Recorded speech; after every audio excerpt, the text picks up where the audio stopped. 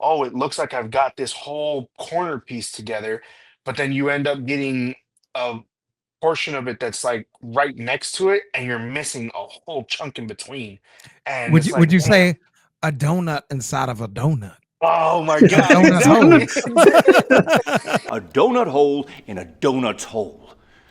But we must look a little closer. And when we do, we see the donut hole has a hole in its center.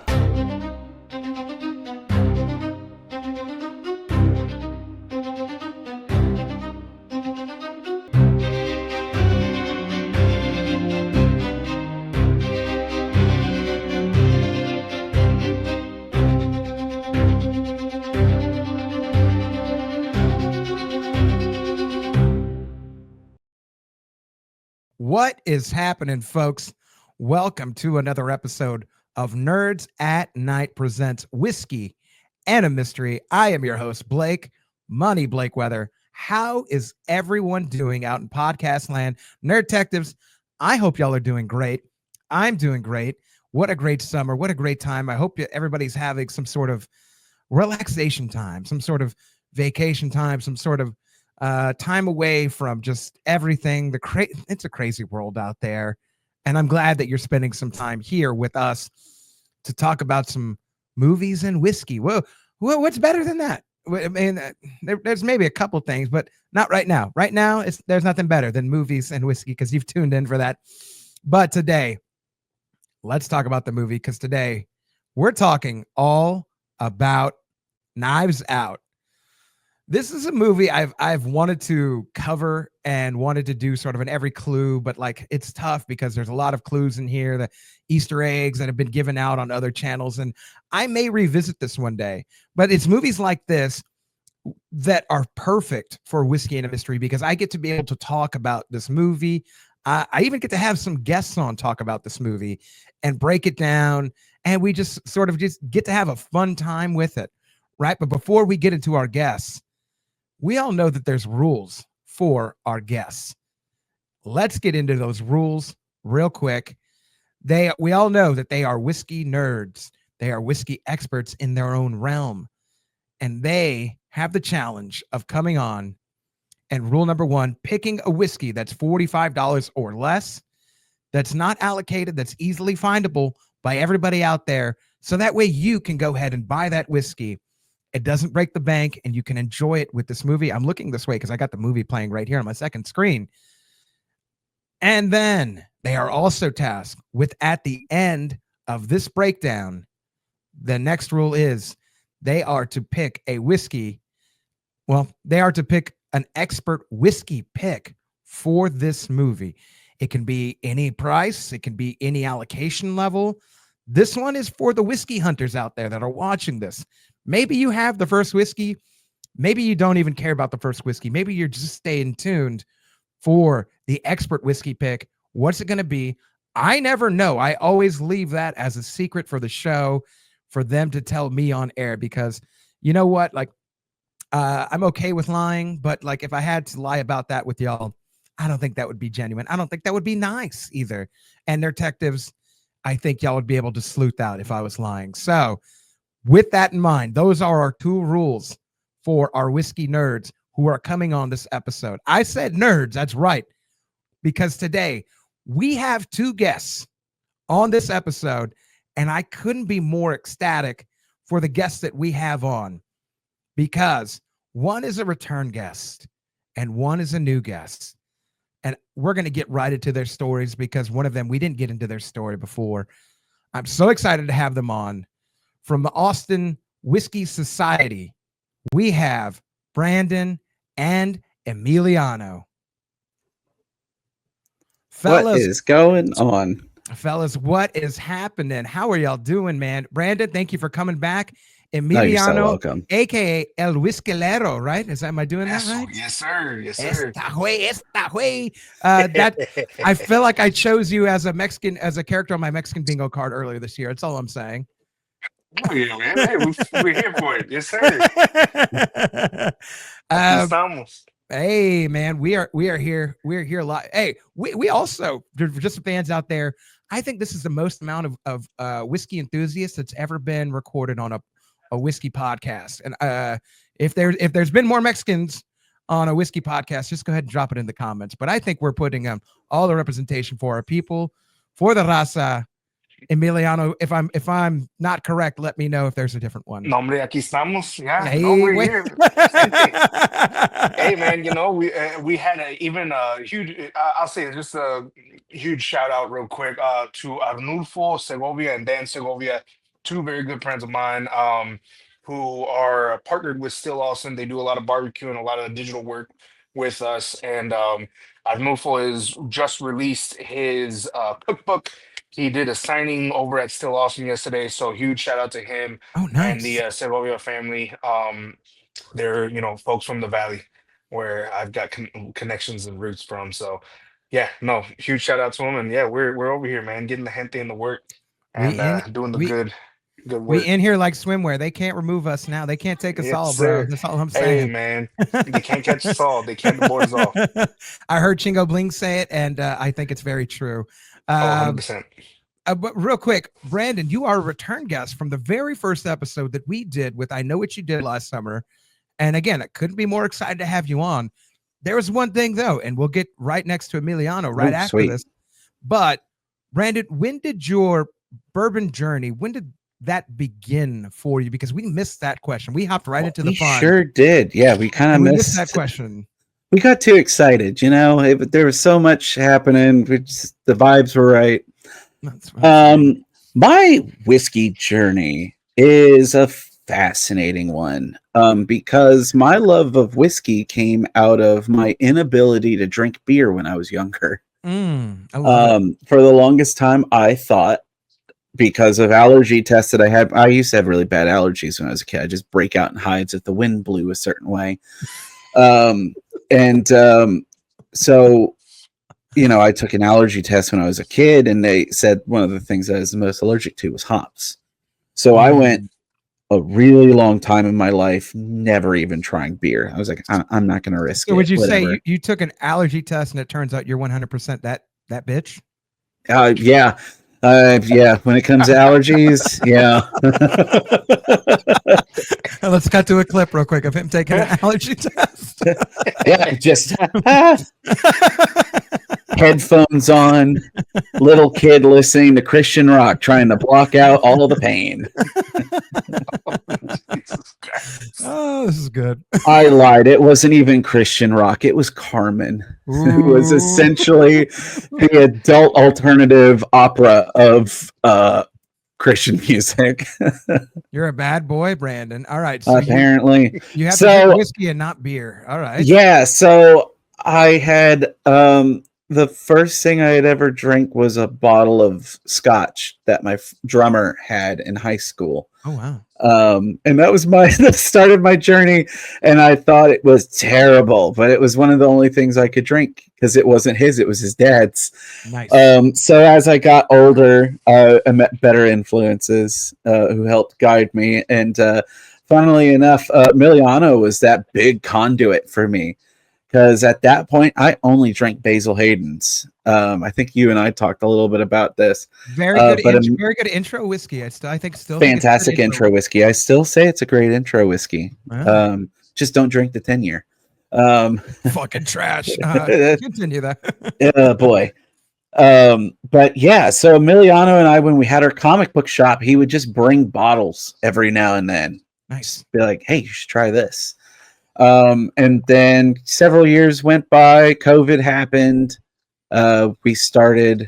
He just started like, just to kill time. We would just hang out and he would just start educating me on like things that I should be looking for. And like, hey, if you like this, I have this that you can try. Wow. So yeah, my journey is very, tightly knit to Emiliano and our whiskey page. So it's nice. I wouldn't have as good my dad has good taste in whiskey, but I would also say my dad's circle of friends is very much a bourbon hunter kind of mentality. They're all very well off rich dudes who can afford whatever bottles they want. Yeah. So my dad gets to try, all the high end stuff, and then I bring him the stuff that the people are drinking. So You're like, Dad, have you tried Jack Daniel's Bottle and Bond? It's pretty good. Also, listen, let me it is tell pretty you good. It something, is pretty Dad. good. This grandson and grandfather duo have one still, and it's out of a bucket. I love it. So Emiliano, who we're about to get to, was your pusher. He was your pusher man. Apparently, he was the greatest Oh yeah, influence on your life. cue the Justin Timberlake pusher right now. Let's cut to a clip. That's it. Emiliano, where did your whiskey journey begin, my friend? Man, so it I've been in the greater whiskey industry and spirits industry for the better part of about last like decade now. I was in the marketing, sales, floor working portion of the industry, working liquor stores, WB Liquors for close to about 6.5, almost 7 years. Um, did that work, and my first, within my first year at the company, um, the assistant manager now, she is respect to her, store manager for WB Liquors. She Grecia, she comes in and she says, "All right, Emiliano, if you're gonna be here, we like you, we want you here. You gotta start like picking sides. You gotta start, picking something that you like." And so she sent me home with Garrison Brothers and Weller Special Reserve Green Label. And she was just like, just sit down, pour, don't shoot, sip, like do something you like, play video games, draw, write, whatever it is, but just sit down and have it in your presence and Wait, just wait, wait, enjoy it. wait. So your homework was to drink, is right? That's what I'm hearing. Yeah, yeah. I would have Real done. hard I study, would have man. done Real hard better in study. school with homework like that.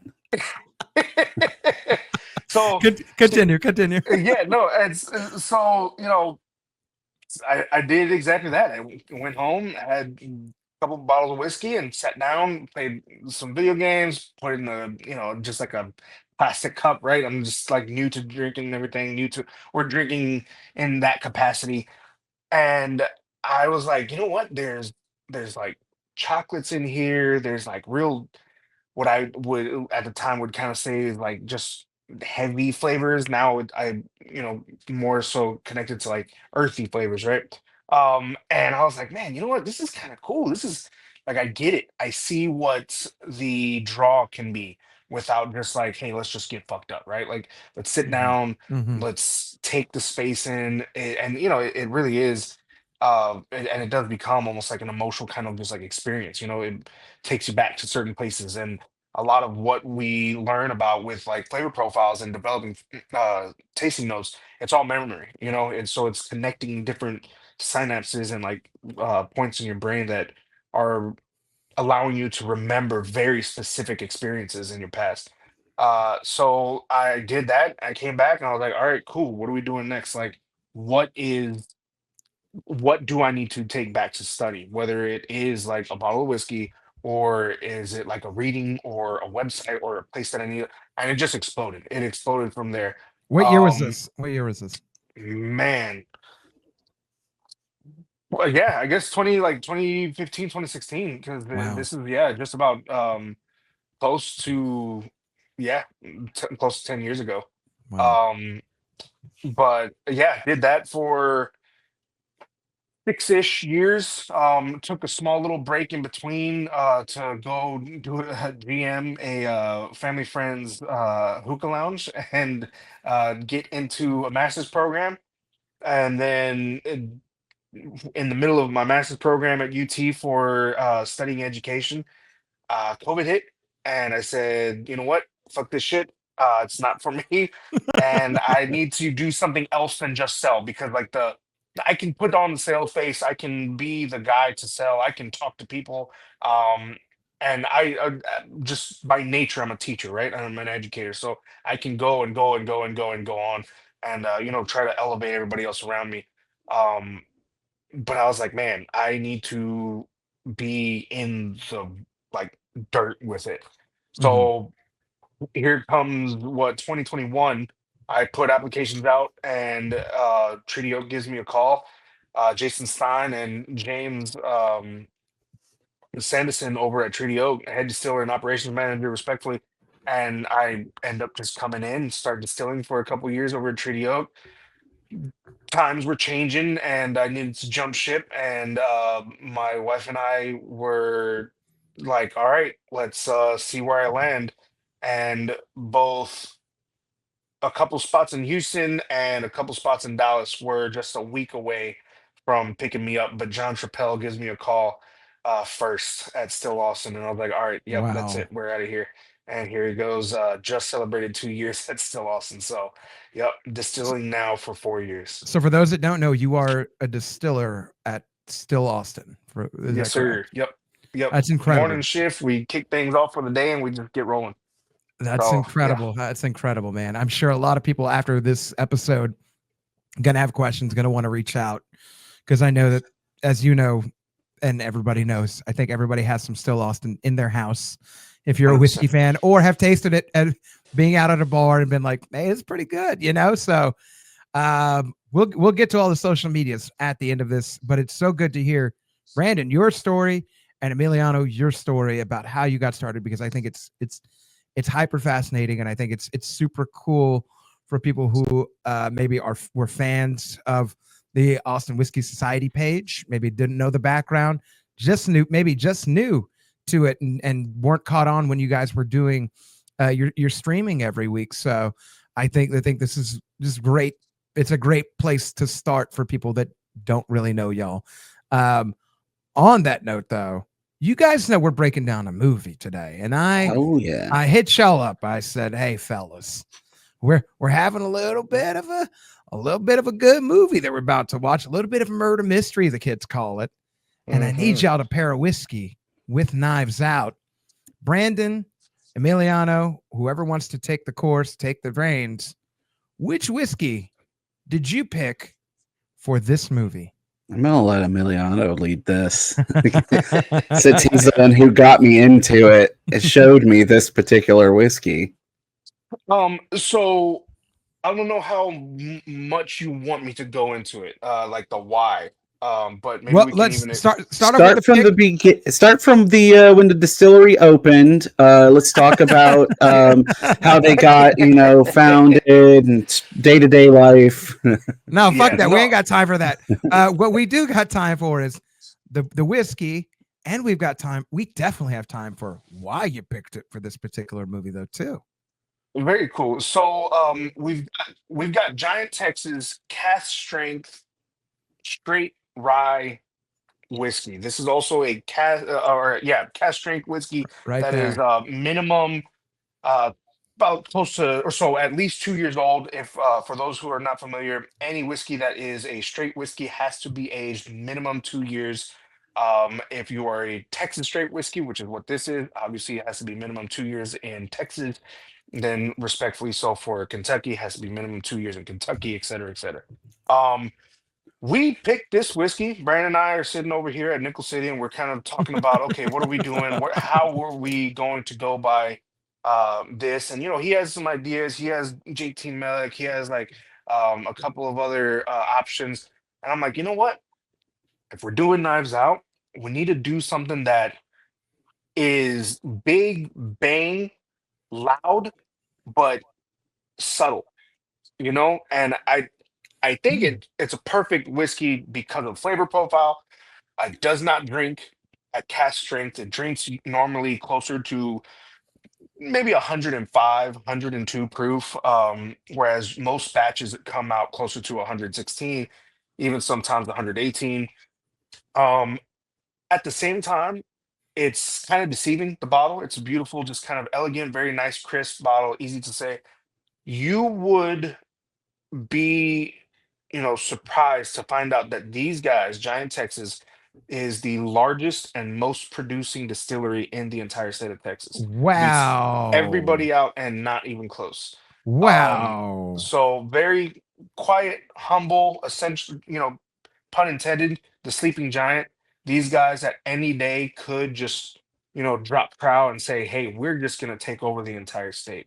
if they That's wanted to. crazy. That's Um, crazy. yeah, Julian, who's a very good friend of mine, the master distiller over at Giant Texas, does a phenomenal job with his team. They make great whiskey, and they support a whole bunch of other distilleries and up and comers within the state. So, very good whiskey. Also, it being a rye whiskey is a little bit kind of different from like your stereotypical bourbon picks and bourbon cask strengths, which I think is something that I also wanted to kind of go with this movie. This isn't your typical murder mystery movie. It's where you can just kind of like follow along and find the clues. They do a very beautiful job. I heard y'all talking about James Bond earlier. They do very like beautiful job of kind of blending in different tropes and different styles of movie tricks and storytelling that I think is just different enough for us to be able to say, hey, you know what? Let's do a rye instead of bourbon. I Everybody love does it. bourbon. Let's do a little bit of rye. I love it. So And also, I mean, Brandon picked a high rise. It was still a bourbon, but it was a high rise. So interesting choice. exactly. Yeah. I'm not mad at it. I was also thinking, I was like, both times I've been on, there's been a rye and a high rye. There you go. But I think the rye, so two things for me when we were talking. The big thing that I wanted to pick something to reflect was I wanted to kind of follow Daniel Craig a little bit with this, with his Benoit character Blanc. being, Yeah. Benoit Blanc being very much a Southern, sound very like Louisiana-ish, and I was like, we should do something from the Gulf Coast region, and Giant Texas being, I mean, in the Gulf and Houston, so I was like, it kind of works perfectly. And then also the evergreen kind of fallish kind of setting that they're in, I think rye fits perfectly. I love it. Mhm. And we were speaking of James Bond earlier. What better than Mr. James Bond himself, Daniel Craig, playing Right? Benoit Blanc? Exactly. Exactly. Well, fellas, you look like you're pouring over there, but as you can tell, I have not cracked this bottle. I think this episode deserves a good cork pop along with a good sip right after this. So let's see if we can There get a you good go. cork pop right now. I swear I'm a professional. Can you do like a slow zoom in of you trying to, like, come on, it's gonna happen. Those are Come for on. the short clips. Let's cut to a replay of me doing that right now. All right, here we go. This is a good one. Oh, There we good. go. Excellent. There we go. That was nice. Ooh, smells piney. All right, here we go. Pouring down. Emiliano, what your bottle, does it say what year it was and the proof? Yeah, let's go across the board, fellas. Emiliano, let's start with you. This is a bottled in 2024, barreled in 2020. It is Wow. 109 proof, so a good solid 4-year-old. Wow. Nice. What about you, Brandon? Mine's a 2-year-old. I Mhm. think this is probably one of the earlier batches. Mine's filled. Bottling date was 2022. Cool. And mine is 117.4 proof. I think we have the same bottle. Do we? Bottling date 2022, fill date 2020, proof 117.4. I think we have the same. Damn. All right, sweet. Very cool. Very sweet right there. You can't it's kind of difficult to do with batches like this, right? You don't always know. All right, so I got this. I'm gonna do what the kids call a little sniff test. Let me tell you what I'm All the kids are doing it now, just getting deep into their glands. Everybody's huffing in the street. That was deep. Ooh, that's piney right off, like nice and Mhm. like you're in the forest. I like that. Piney caramel, a little bit piney caramel, maybe brown sugar. I don't know. No, you're definitely on the right track. Granted, mine has had several years to open up, so you definitely have a little fresh. Piney caramel and vanilla is what I'm getting off of that, and that's nice. It's nice right there. All right, well, cheers to all you folks out there. cheers to us right here. Let's go in for the tasting notes. That proof right there is so nice. It's not overbearing at all. It's For not overbearing, but no. it is present. For Oh, you're 117, I have drank 117s that don't hang on like this one does. oh yeah. No, it's very earthy and grass forward, but there is a sense of like some sort of a sweetness there to it that Mhm. I can't quite put my little fingy on it right there. I would attribute that sweetness. It granted this is from my bottle. It's like raisins. Like a sweet Just fruit, like a Man, sweet fruit. see, Yeah. yeah. So I was gonna say, I'm so for one, I'm not sure what the mash bill is. I want to say that there's potentially Oh yeah. some wheat in this, and the reason I say is because for me, wheat whiskey or whiskeys that have or contain wheat in the mash bill, to me typically will give off some kind of like very prominent berry or like sweet fruit note. Yeah. Um, to where y'all said kind of raisinette. I feel like it's not exactly tart, but like a darker raspberry, almost like a black raspberry.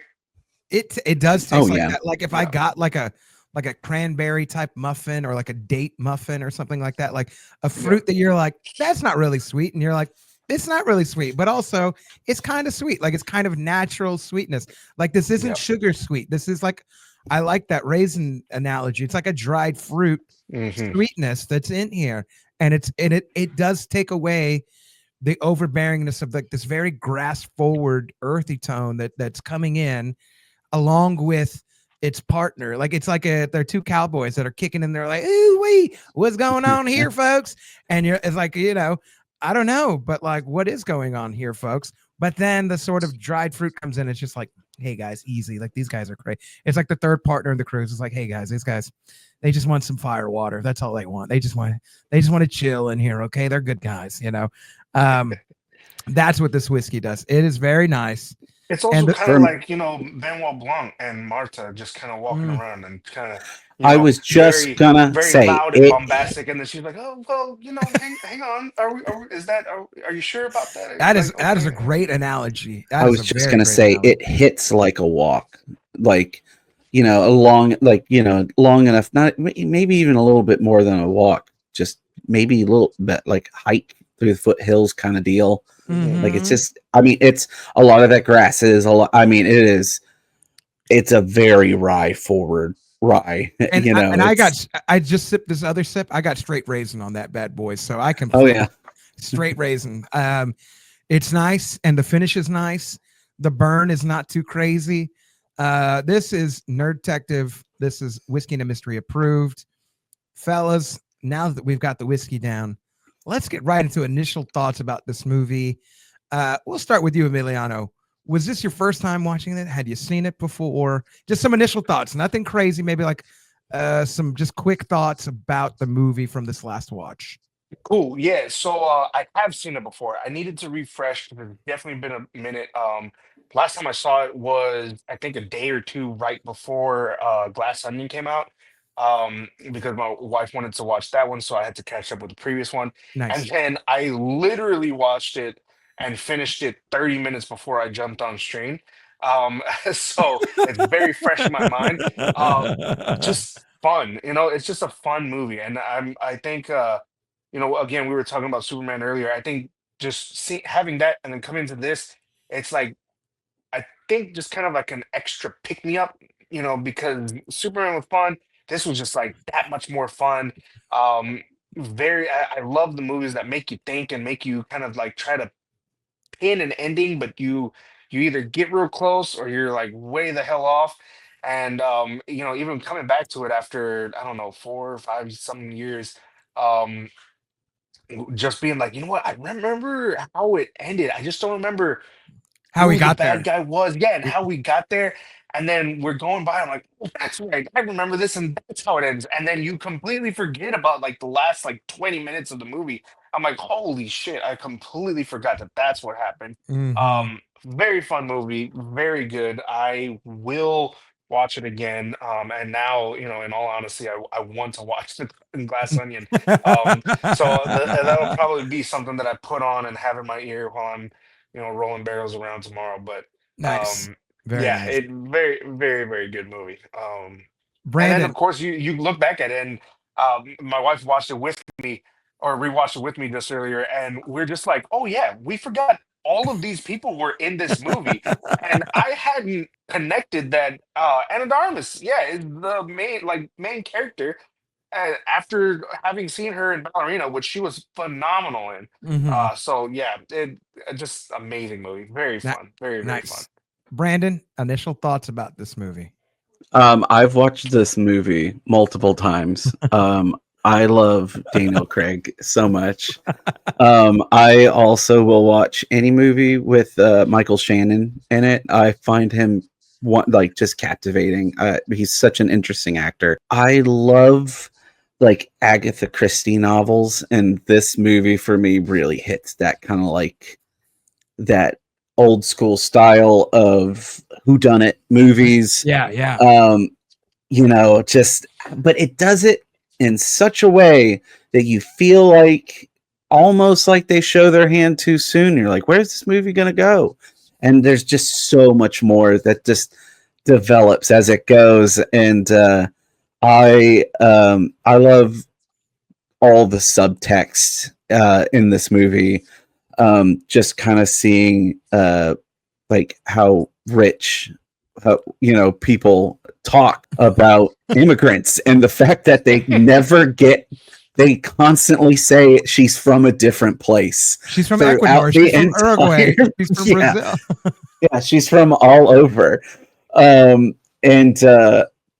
the I love watching everyone try to treat her well, like, oh no, we're looking out for you, like we're gonna take care of you. You know, the funeral helped, I guess, just seeing him. I thought you should have been there. I was outvoted. And then meanwhile, it's all just a self-serving, just that like Emiliano and I have talked about this before, but Emiliano and I get political a lot, but it's that really toxic Democrat that thinks they're helping people, yet they're just straight talking shit the whole time, and they're not going to do anything. And the moment if their own power, their fragility gets threatened, it all comes down to facade. Yeah. And this movie captures it so well. And I have so many favorite moments in this movie, but one of my favorites is when she's trying to sneak out of her apartment after the news finds out that gets all the money. Yeah. She's sneaking out, and Michael Shannon's waiting for her. And the threatening like banter back and forth between them, where he's trying to help her, trying to convince her, but also is a self-serving motive that the whole family is after. And then just that moment where she really sticks it to them is like, oh, you mean your resources, your family's resources, that's going to help protect me. He's like, yeah, you get it. And she goes, because Harlan gave me all your resources. So that means with my resources, I'll be able to fix it. and I was like, I love this movie so much. Yeah, I love that. Just in like listening for like or watching the movie within like a 15-minute span, they throw like 5 different Latin American countries that she's from. Like, oh, her family's from Uruguay. Oh, yeah, your mom's from like Paraguay, right? And then, God damn it, the Brazilian. I was like, whoa, God. Okay, cool. Marta, your family is from Uruguay. It's hilarious that they'd never get it right. I will say my initial thoughts about this movie. I watch it I watch it at least one time a year just to stay regular. Like taking fiber. I watch it one time a year just to stay regular. I was going to say between this movie I watch once a year, and Django Unchained I watched once a year. Yeah, that's fair. That's actually a fair. I do too. And funny enough, guess who's in both? Don Johnson, right? He plays. Which we're not going to get there yet. Let's not get there yet. Right. I was just going to say, the first time I saw him, I thought he was that blue collar comedy stand up dude. Oh, okay. And now I can't remember his name because now I just remember Don Johnson every time I see him. Ingville, Bill Ingville. Would you think he was? That's Bill Ingville? it, Bill Ingville. Okay. Every time I saw Don Johnson for several years, I'm like, man, Bill Ingville's really come into his own. not knowing he's Mr. Miami Vice himself. That's right. But I did watch this movie in theaters. I saw it the day it came out. Same. And it was incredible. I had such a fun time with it. I rewatched it with Jeff too. Me and Jeff went to go watch it, who's a mutual friend of me and Brandon's. And I just had the funnest of times with this movie in 2019. I think it came out November of 2019. Yep. And I love a good murder mystery. I wasn't quite the murder mystery expert that I am now, but it's such a returnable movie. It's such a movie that stands up on its own, and it's such a movie that does hold up, and it aged like a fine whiskey. Like, it just got better with time. You just leave it in the barrel, and it just sort of like, it takes on a whole new meaning, especially now. Every year that I've watched it, those no matter who's the president, those immigrant comments in this movie, they take on a whole new meaning every year that you watch it, because you're like, well, damn, the climate's like this, and that's crazy to watch it like this, with this perspective, with these sort of different color lenses on this movie. It's the comments that get made, and then also what I thought hit even harder this time than the first time I saw it. Not that it didn't hit the same way, but it's developed even more. It's gotten darker. It's gotten heavier. Talking about her mom being here illegally, right, and how she's just trying to hide, and the family's kind of using that as like, oh, we're going to take it. But that they're using it as leverage, as what it is. Yeah. And again, we're not going to get too deep in it. Let's wait for the highs and lows. Yes. But this movie on a revisit, it's just so, the cast is so incredible. We'll get into that too. I'm not even going to name names because we'll be here all night. We'll be here all night. That's one of my highs that I want to get into, is the cast. But like, this movie holds up so well. And for Rian Johnson, a lot of people think this was his first murder mystery movie, but it wasn't. His first movie that he did big time was called Brick, and it starred Joseph Gordon-Levitt, and it was a murder mystery. And I think this is why he does murder mysteries so well, is because the first commercial hit that he ever made was that. He knows how to do murder mysteries, but he knows how to do them by flipping the expectations of what you would expect to happen, and then even to still go into the end, and you're like, I got it figured out, because the movie's done, and you're like, it's not quite done. It ain't, in the words of Lenny Kravitz, it ain't over till it's over. You know what I mean? But for all those reasons, I do absolutely adore the rewatches of this movie. And I'm so glad that we can be here together and talk about this movie. Let's get into some highs and lows. Brandon, we're going to start with you, since we started with Emiliano for the initial thoughts. Brandon, give me one of your highs about this movie, man. All right. So I love the relationship that Marta has with Harlan. Seeing I could watch an entire movie of just that friendship. Just them two, yeah. Just that. And I don't even need a plot. It could just be like a Seinfeld. Nothing happens. It's a movie about nothing. And I would be delighted the entire time. I love seeing just that whole idea of this being a murder mystery where it really is suicide, that it's exactly how it looks, but there's just other stuff around it, the circumstances that led to that decision. Because it goes from you're like, this is a murder mystery. You literally see the suicide, you're like, well, this isn't a murder mystery anymore, this is a thriller suspense, at least the way I felt. And then by the end, you're like, oh shit, no, this is still a murder mystery. Like, it's still a murder mystery. What are we doing? Like, this is crazy. It's switched 3 times, and it's so great. Yeah, and every time, like, even when it's one of those, you can watch this movie a 100 times and you feel like you know it, but it feels fresh every time you watch it. You forget exactly where the switches happen.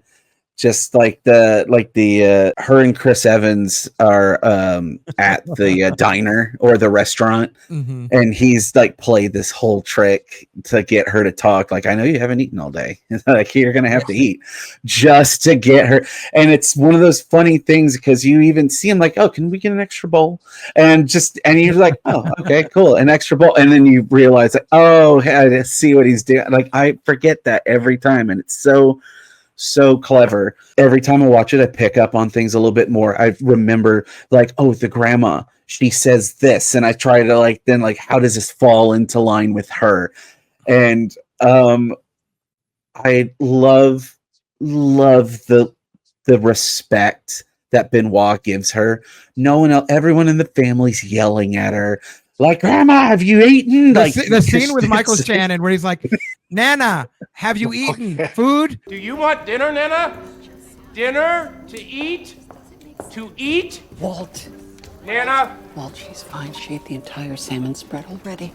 And you're like, bro, what the fuck which is wrong with you? is so funny because they talk to her like they probably talk to immigrants that don't speak English well. And so, And then somebody tells him, she's like, oh yeah, she ate all the fucking salmon over there. And he's like, yeah, don't feed oh, her. okay. She ate the entire tray of salmon. And then to see Benoit sit there and just give her the time of day and respect and just kind of talk, and he just lets her just you don't even get to hear that conversation. It's just, it happened and he relays it. It's the little storytelling beats, the willingness to fully flesh out a character. That's so fascinating. And I love it's such a ridiculous plot device that Marta can't lie because she will throw up. And the entire time, I'm just like, I love this so much. I don't care how ridiculous that is. I absolutely love her trying to navigate, and even Harlan coaching her in his last moments. He's like, this is how you're going to tell it, just like this. And watching her just try to do that throughout the whole movie and succeeding and failing a lot. Yeah, no, it's such a great point. Emiliano, give me a high from you about this movie. I think it goes back to my point of how you, even on a rewatch, like there's parts that you're just like, holy shit, yeah, I completely forgot about that, completely forgot about that. Um, and so my high, I think, is just like how much of a crazy like mosh posh this like jigsaw puzzle is. There's Mhm. parts that like, oh, it looks like I've got this whole corner piece together, but then you end up getting a portion of it that's like right next to it, and you're missing a whole chunk in between. And Would it's you like, would you damn. say a donut inside of a donut? Oh my A God, donut hole. exactly. Exactly. A donut hole in a donut's hole. But we must look a little closer. And when we do, we see the donut hole has a hole in its center. There was a hole inside that There's a donut hole inside of that donut. Which makes that donut hole its own donut. Yeah, no, absolutely. Exactly the point. Exactly the point. So, yeah, it's it's such a well put together, like, again, murder mystery kind of puzzle piece of a movie that, you know, on a rewatch, you're remembering. I had completely forgotten about the whole subplot about him,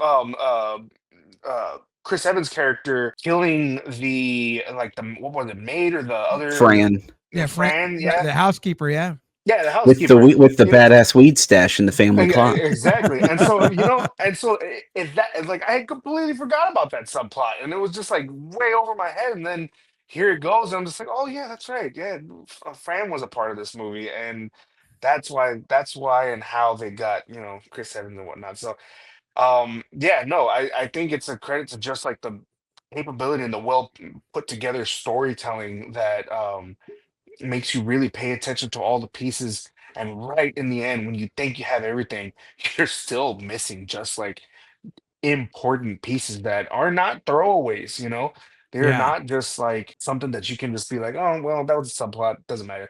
No, it's all important to the final story. on how they get the Absolutely. bad guy, how the good guy gets away. So, yeah.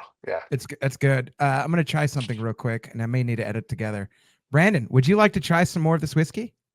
Oh, yes, please. I'm gonna pass this to you right there. Hold on. Oh, Look at this. On my screen, it worked out. We'll see.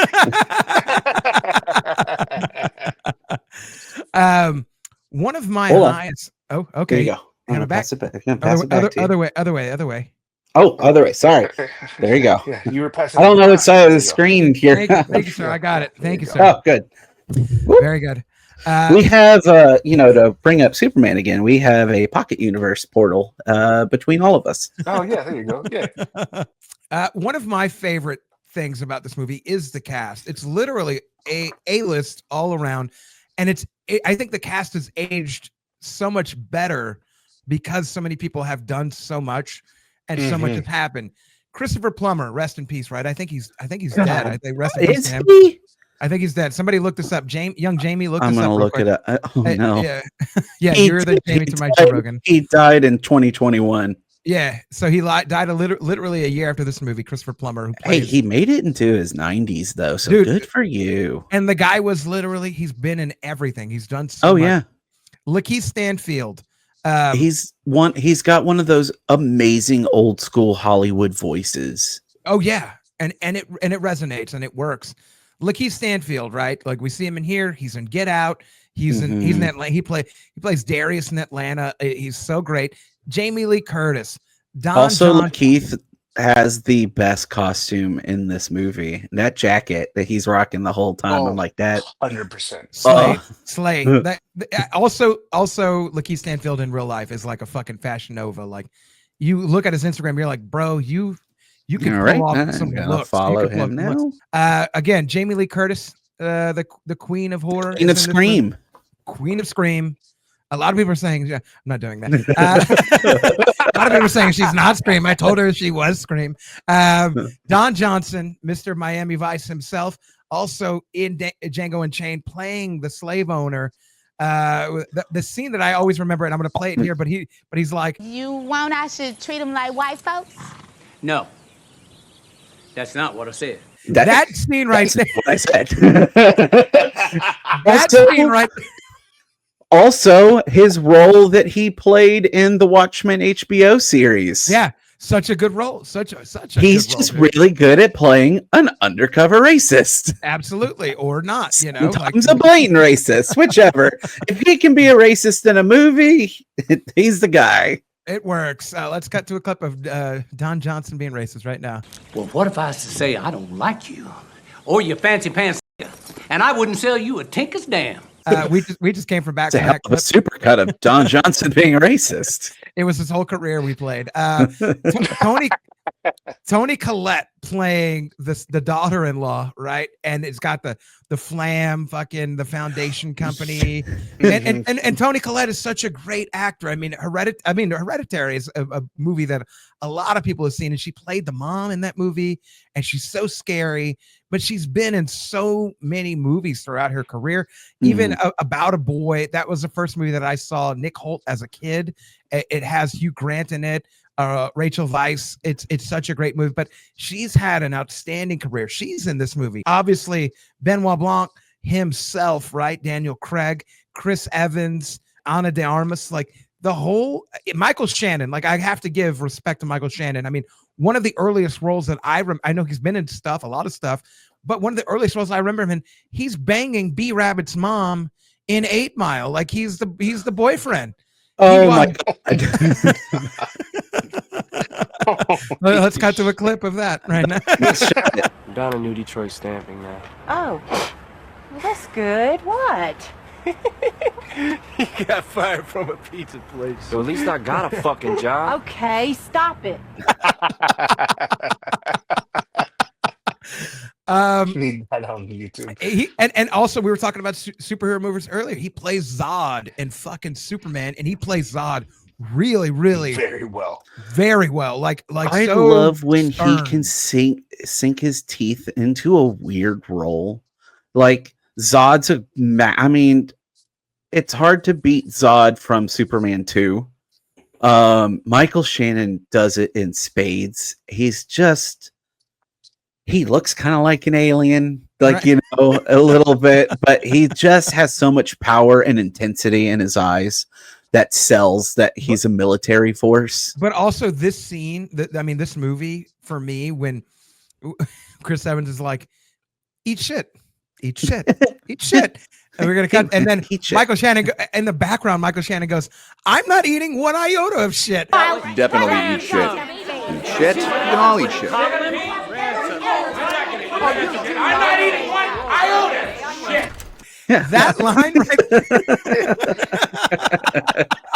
that line, first of all, is an improv line that he threw that nobody knew he was going to throw. Oh God, that's and so they had good. to use the shot that they did where you can't see him, because everybody started cracking up when he was like, I'm not eating one iota of shit. Nobody anticipated that he was going to say that. So it's quite I also common. love Michael Shannon. Just mentioned one of his other movies when he played the gang leader in Bullet Train. Oh, right. Yes. Such an over the top role. It's the Russian, little, but God, it's good. The Russian. Yeah. I mean, and it wasn't that long ago that it came out, 2023. I mean, Mhm. that's an incredible role, and it's so imposing. Michael Shannon on screen is an imposing force. So for him to be comically cut down and he still rides with it, I think is utterly hilarious. So the whole cast for me, the biggest of highs. And you need that in murder mysteries, because if you just have two A-listers, you're like, well, obviously it's going to be them. It's going to be them. Like, that's who it's going to be. Right. Like, at the end of the day, that's who it's going to be. But if you've got a whole bunch of A-listers, you're like, well, It could be any one of them. Yeah. It could. All of y'all could have killed somebody. And I Well, don't know who that's it what is. makes a whodunit so good. It's what makes Clue so much fun. Murder by Death is another just fantastic. Right. You know, right. who You done have it? a bunch of A-listers in there, and you don't know. Anybody could have done it because they all have a name, and they're all taking up space on the movie trailer. They're all taking up space on the movie poster. And every single one of them had a motive. You all have motivation. They're all terrible. Right. And it makes absolute sense. But for me, that's a huge high that I wanted to dig into that I'm glad y'all didn't touch on, that I was able to sort of expound upon, because when I watch these movies, these murder mysteries, that's what it's all about. You need to have a great cast. Otherwise, the movie just doesn't it don't carry weight, because you're like, well, it can't be them because I never heard of that person. So obviously they got to die tomorrow. Right. Like they're going to die. They're going to die right meow. You know what I mean? So right meow. meow. Speaking of meow, Brandon, let's circle it back to you. Give me another high of this movie. Another high. Real quick, go ahead. Go ahead. Go. Yeah. I want to jump back. So we were on the Michael Shannon train for a little bit. The bullet train. Yeah, right. The bullet train of Michael Shannon. What I really, really liked, because so I liked him in Iceman, the movie Iceman, Oh about the God, it's monster. so good. So good. Well, coming back and watching this movie again, and I had to look, because I was like, because I've seen Michael Shannon at Comic-Con before, and I'm like, if I remember correctly, like, he's really fucking tall. And I looked it up. I'm like, yeah, the motherfucker is 6'4". So in this movie, you know, even with him hunched over, that's what I was about to say. What I appreciate about this movie is that, I'm don't want to put any words into director's mouth, but it's interesting that they give such a towering figure, the cane, to symbol, like, hey, like, this guy's like crippled and like weak and potentially disfigured, but then they use the cane in that hallway scene with Marta as like the dominating, like, boom, like, boom, boom, like, dominating figure, Yeah. like, to make sure people know, like, no, no, no, yeah, he's like, hunched over, he's got a cane, he's got a limp, but this dude is still like a very monstering like figure, and he can put down, just terror and fear, whether intended or not, because in reality, like, this guy is very huge and towering figure, an actor and character overall. Right. So yeah, no, I saw the scene and I was just like, it makes sense, because the dude's monstrous. Like he's huge. Yeah, So yeah, he a big fella. Yeah, he a big fella. Oh yeah. yeah, absolutely. I love that. That's a good additive to that point. Brandon, another high. Give me another high. So one of my highs is kind of a reoccurring theme throughout the movie. A really good murder mystery is the kind of the clues, the trail, that you go on, that you start piecing together. What's so fun about this is the clues like before the detectives do. Some of the times, others you don't. But so like I love the slapsticky nature of Marta going through with Benoit and the detectives because they've decided, because she can't lie to us, we're just gonna believe her. And she's literally covering up any potential trace of things, like when they're walking through starting with her erasing the tape with the magnet that she pulled from the fridge. I was like, of course. One of my favorites is they're closely together when she's going through the fence and there's the mud trails and they're like, oh, the footprints, and she's already like, they're gonna look at the footprints, they're gonna see my shoes, and then they're gonna have my shoe size.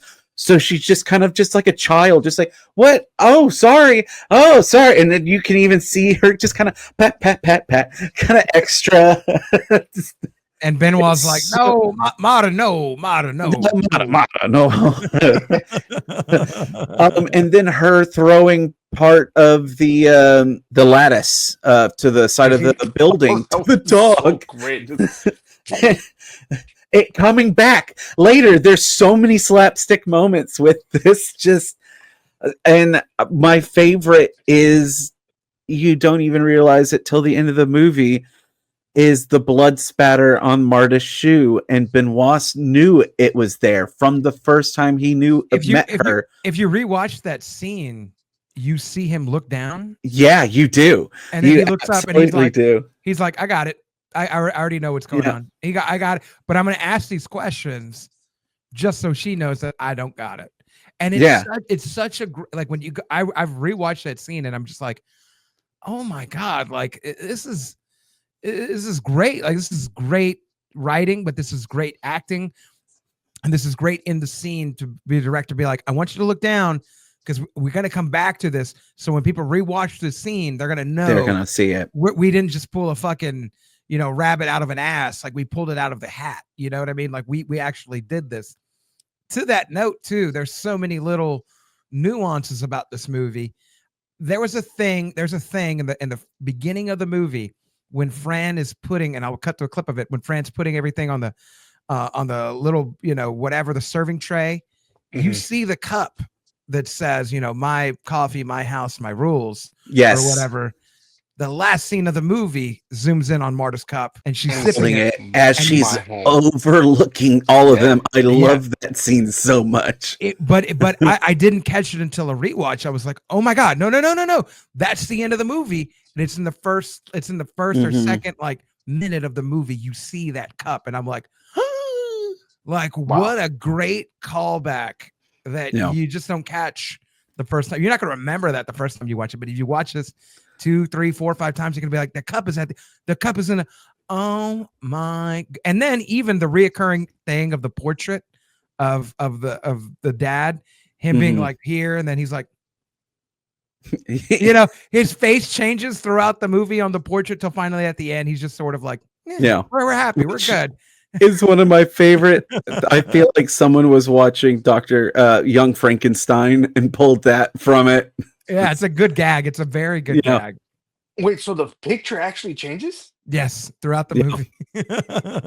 Well, see, I need to go back and watch it again. Holy shit. It's not a big thing, but it's real subtle. Mm-hmm. Oh man! Every time it's kind of like when you're watching American Psycho, and they're kind of it's towards the end of the movie, and Willem Dafoe is kind of like interrogating, debriefing Patrick Bateman, and there's this shift throughout the whole kind of conversation of being inquisitive, being accusatory, being just kind of whatever. They filmed that whole thing a few different ways. A few different ways, and then stitched them all together to give you a sense of anxiety and unease, but it's so subtle unless you know that's happening. And I love in murder mysteries when people stitch together little things like that. Just interesting. Once again, though, very slapstick, very, very comedic. Oh yeah, the comedic aspect in this movie is like just enough to make you like chuckle and kind of like bring everything back to like just kind of humble and really just it's enough to make. I mean, it's such a fun movie. It really is, and so it gives Clue energy without being over the top like Clue 100%. gets. But and that's why like when we first watched this, my wife had like said, "Oh, this is like Clue," and Clue's one of our favorite games to like play on like family night or friend night or whatever. And it kind of reminds you of playing Clue with like friends. You're always like with a couple drinks and you're like hanging out and you're like, "Oh, is it this or this and this?" And it's like, "No, oh, well, and you just kind of like start poking fun at each other. "No, you dummy," or "No, oh, he already did that," and "Oh, they already said," and that's kind of how the whole movie is. It's kind of like just a live action Clue. It's because one person blames another, and then they're like, "No, no, no, it's that one," and then it's like, "Oh, well, they had motive," and it just like all builds on top of each other, and then, "Oh, but he really died because of the morphine, not because of the knife." "Oh, no, no, no, but it was the knife and not the morphine." Yeah. Oh, the whole thing where with Chris Evans covering up everything that he was doing, hiding the toxicology report, and not just torching the place and trying to even. It's even beyond that. Like I think one of the great things this movie does is it goes back to my high is like the casting. Like they casted Chris Evans in his fresh off of Captain America. I was gonna say in his Captain America mode. Like you trust this guy. Like I know you're not supposed to go into a movie with bias, right? You're never supposed to do that. But all of us went into this movie being like, well, Chris Evans is in it. He's just like probably like, he's gonna be a little asshole, but like he'll help the character get to where they need to go. He's not supposed to be the killer. Like he's not supposed to be that guy.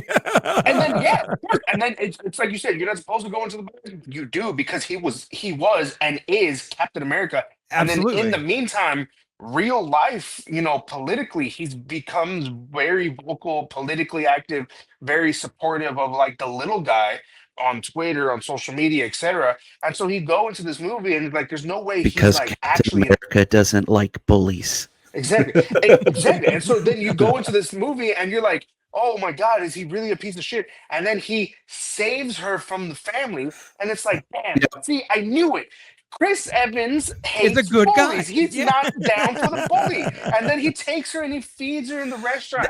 At the very least, you're like, he's an agent of chaos. He's 100%. like, I don't care if I don't get anything. If they don't get anything, I win too. He's the little. You're like, at least he's the little finger of the movie. Like, right? Just try to shout out Game of Thrones. He's the little finger. He's just creating chaos, but like, he's not a bad guy. He's just like doing some like nefarious. I just have my own motives. Don't worry about. It's fine. He's just harmless. a little mischievous, I'm just a baby. Yeah. But then we get to the end of the movie, and he fucking stabs Marta with a fake knife, and you're like, "You're a fucking." Which is a great callback, by the way, because he says they could never tell a real knife from a fake knife. Like, yeah. Let's cut to a clip. It's one of the. Oh yes, cut to that clip. Let's cut to a clip right there.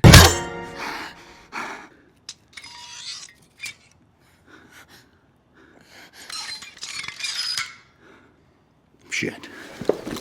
We just saw Chris Evans stab Anna de Armas. One of my favorite things about this movie is how like eccentric and over the top Harland is. Why do you have this giant spiral like cutlery display in the middle of the living room? Also, the other question is, how many of those knives are real and how many are fake? Dad said the ideas just came to him. Yeah. Yeah. It's just so funny. It's just such a wonderful like ripple of creative things that just sort of Hmm. ensemble and go on and go on with every character, not just Chris Evans, right? Like Mhm. every sort of character, you're like, you might could be okay. Like I think we all had high hopes for Toni Collette. You're like, you're a nice lady, and then she's the first one when Anna de Armas like gets informed she has everything, and she's like, listen, I'm so sorry. I don't know what the family's doing, but you're like, you just want your $100,000. You just want money. Like, you don't She care. wasn't even helping her daughter. Like, Oh she no. just pocketed everything, which was bonkers to me. That then Meg kind of sort of turns on her, but then no, because they're all terrible. I just want you to be happy. Right. But it's like at the same time, I'm like, that bitch messaged her a couple weeks later, like, hey girly, are we fine? Like, Hmm. Cool. Also, we can we cool? speak about one more casting? Oh yes. Frank Oz, who plays Yoda, is the guy who reads the will. Like, we all have to know this. Oh my gosh, I didn't even make that connection. Whoa, I did not know that.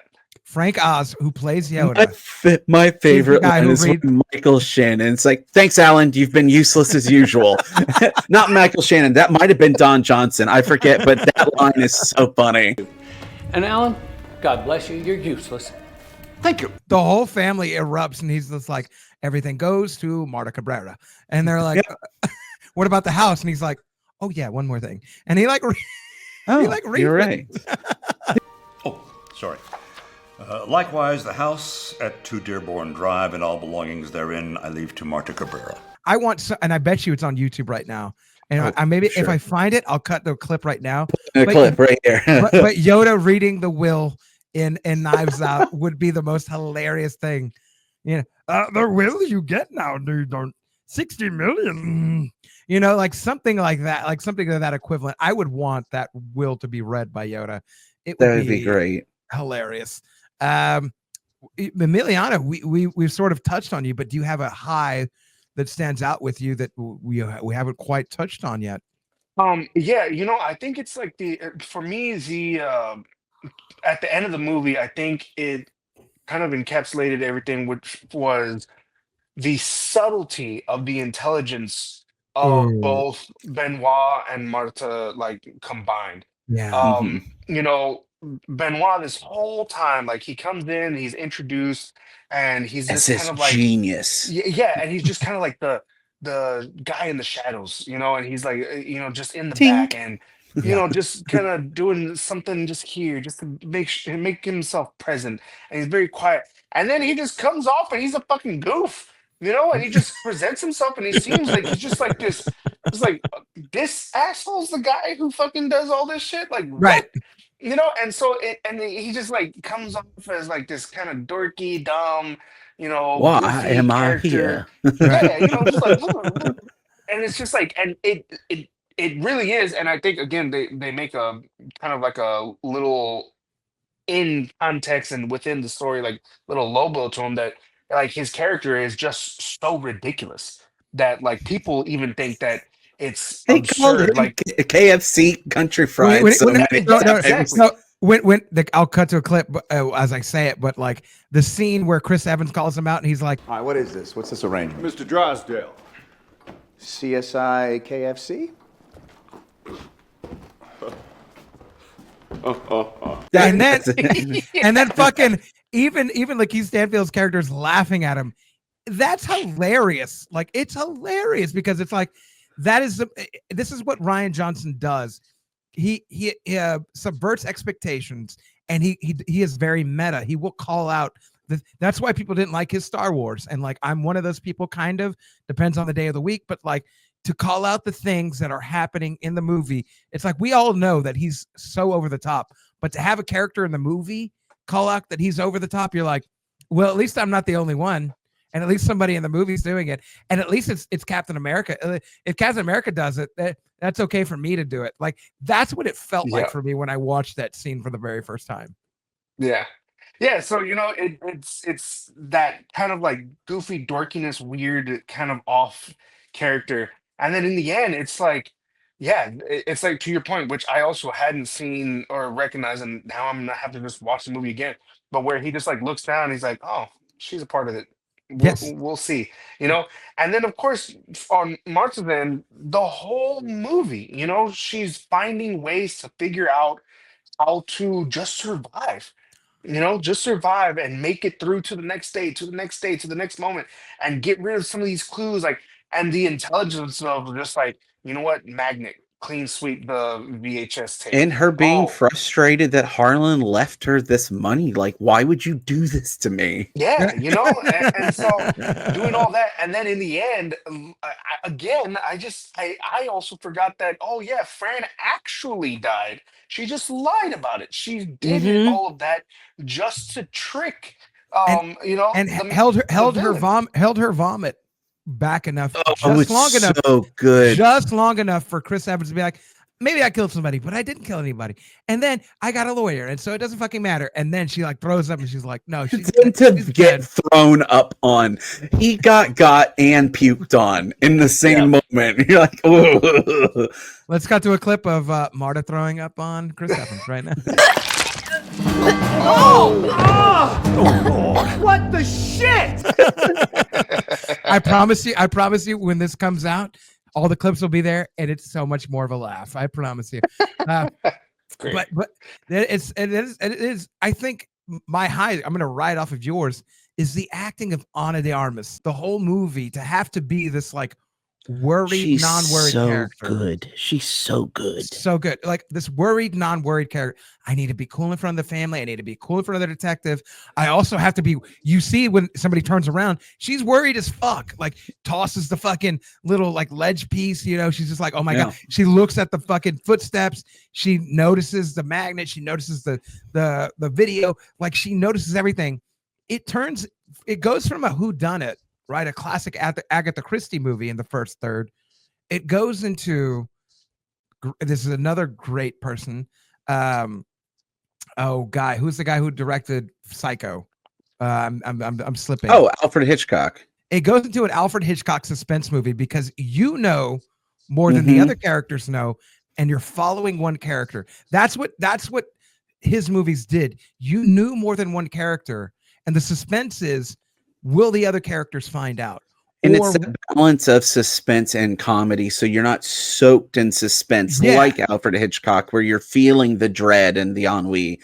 But instead you are, it's just a great way seeing her struggle and kind of just, that slapsticky, just throw it over there. And then the dog runs back over with it. Exactly. It is so intercut with bits of levity of like bringing us back down, and we're like, we can breathe for a second.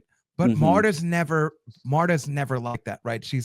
The quick exhale is followed by these big inhales of everybody wanting everything from her. Ana de Armas playing Marta is great. So it's like this threefold thing. They subtly are disrespecting her because they assume that she's lesser and that she's struggling. And she may struggle in her own way, but she is just struggling to survive and keep providing for her family. Right. They completely underestimate just how smart. And they even Chris Evans jokes about her throwing up, about that being a thing. Like everyone's like, you can't trust she can't hide anything. They treat her like this little child, this pet that they get to bring around the family. And she's constantly subverting, she plays into a little bit. She's soft spoken, she is reserved. She holds back. She's not bombastic. She leans into it. However, what we're told in the first scene, and I'll cut to it with not Tony Collette, but with Jamie Lee Curtis, is like, you had to find that with Dad. You had to find a game to play with him, and if you did that, and you played by his rules, right? And if he thought you were good at the game, he would start to unravel and start to put you in the circle of trust. And we realized She beats this motherfucker at Go every time they play. All the time. And the reason that she beats him at Go is the reason that she wins at this. She's not playing to win. She's just Playing to build a beautiful pattern. she wants to make a pretty pattern. Like she just wants to So- do this thing over here that nobody's expecting her to do. The dad could never beat her, who's supposed to be an amazing Go player, you know, and even Chris Evans is like, you know, I was the only one that used to play with them or used to do good, but and he's like, and he said that you did better, right? Like the competitive edge.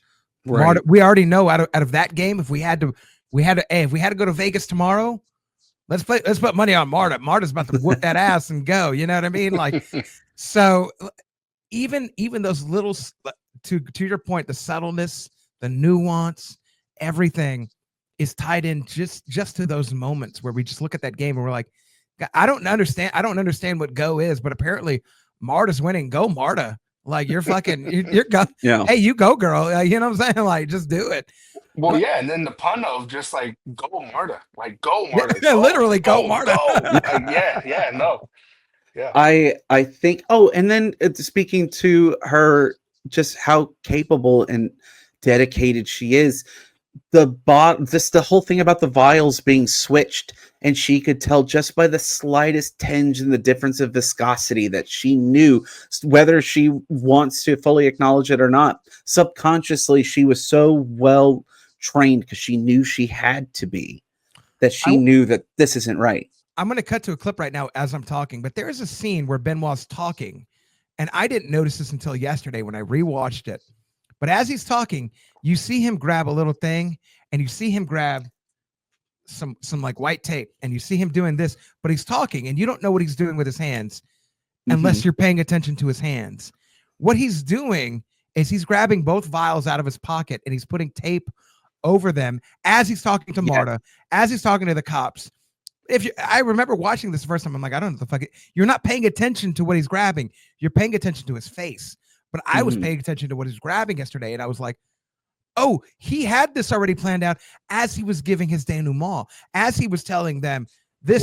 There's a scene where he's just like fucking taping it, and he's not looking down at the tape. He's just like, he's looking at you as he's taping, and he put the other one, and he's taping it, and then he puts them both on the table. The first time around, you don't even know what he's doing.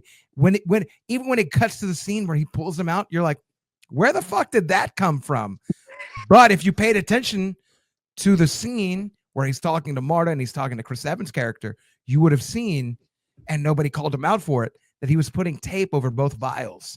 And he already had this in his mind. He already had this in his mind. He was going to do this test because he knew what the end result was going to be. That's an insane subtleness about this movie. You don't catch on the first watch. You have to watch this movie. Like me, I've probably seen this movie 40 times, and I just barely caught this. It's insane. Wow. Yeah. That's crazy. I'm going to have to watch this movie all over again. One more takeaway I have is I hope I have the opportunity to face death the way that Harlan does, with that level of just don't give a fuck. Oh, just another moment in the existence of my life. This would be a great idea. I'm going to write this down as he's just. Marta, is everything okay? No. He's so Okay, chill, just finishing this chill, thought real so quick. calm. Yeah, so chill. Cracking jokes, answering the door, composing. His life is on the line, and you would have no idea. And I loved that so much. I found so much humor and joy in that, and I was like, I hope this is how I go. Like, not that I'm not the way he went, but I hope I get to face it with the same kind of debonair kind of mentality. I will say this, Brandon, with enough whiskey, I think you could face anything in life. I think maybe. Emiliano, let's do this as we start to get to the next part of this episode. Were there any lows from you about this movie?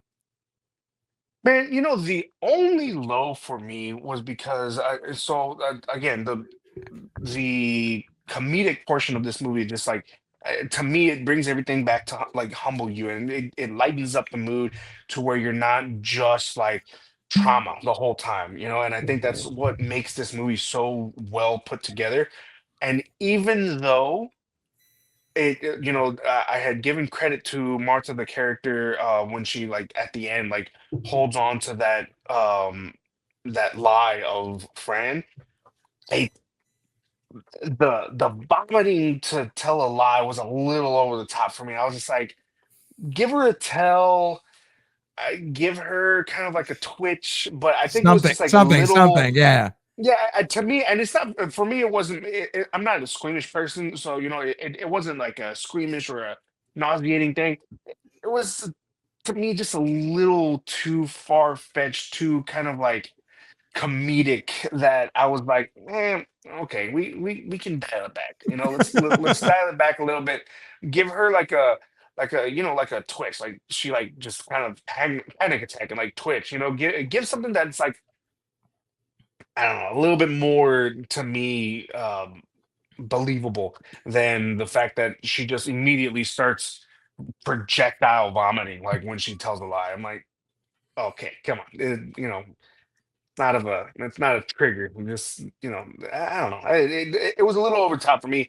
Um, I don't necessarily think it takes anything away exactly, but I would have been totally fine with like a tick, tinge, a little kind of like shudder of the eye or something, just something else that Something was more like, subtle. Something more subtle. Yeah. yeah, we had so many over the top moments in this movie that I think benefited and were in those moments perfectly that I don't think we needed that to put us over. So There's part of me that wanted Benoit to have been hired by Harlan in like a last ditch, like I think my family might Is not out take to too kill well, me. Yeah. right? But yeah, more in the sense of like I'm gonna have Benoit on retainer to do this, because when you're picking up the subtext of what's happening, the police have already done their investigation and have moved on. But they're like something. All of a sudden, this detective is now showing up, and so it's an after the fact. Like they're having to. Do you hear him multiple times? We're really sorry. We're having to retread this again, but we just want to make sure we've covered all our bases. So it is one of those like. I was kind of hoping the Benoit was going to be played out a little bit different. It just seems so ridiculous to have, like, it's one of those, like, I get you're trying to be crafty and sneaky and like make sure you really do this well, but if you had not brought Benoit into this, you would not have gotten caught. You would have gotten away with it. Right. So had you meddling kids and that dog not gotten right, involved. exactly. Yeah. But it was you literally Chris Evans shot himself in the foot. Like it's just that weird, Is that your low? yeah. What is your low? All right, so my low is a different direction. So there are two things that stand out to me. Let's go for it. There is a cast. I know this is a big cast already, but I felt like Lakeith and Noah, who plays the trooper who's with him, I felt like they were really underutilized and were just kind of there as like bouncers. So like kind of like, oh no, we got to keep things going this way. Like I don't know. I didn't see. And then sure, Trooper had some fun quips with like catching some of the book references, but I really wish it had more of a payoff instead of it being like a silly misdirect gimmick. Yeah. So just for context, Noah, I forget his name, but his character's name Trooper. Yes, exactly. But he's in Glass Onion, right? He plays the weird guy, Dale, I think. He's the weird guy on the island. And they're like, don't mind him. He's going through a rough time, right?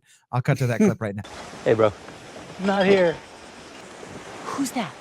That's Daryl. He's just staying here. He's going through some things, but he's not part of the experience at all. Rian Johnson puts him in all of his movies. He also includes a little tidbit of knowledge right now. IMDb knowledge with Money Blakeweather. He includes Joseph Gordon-Levitt in all of his movies.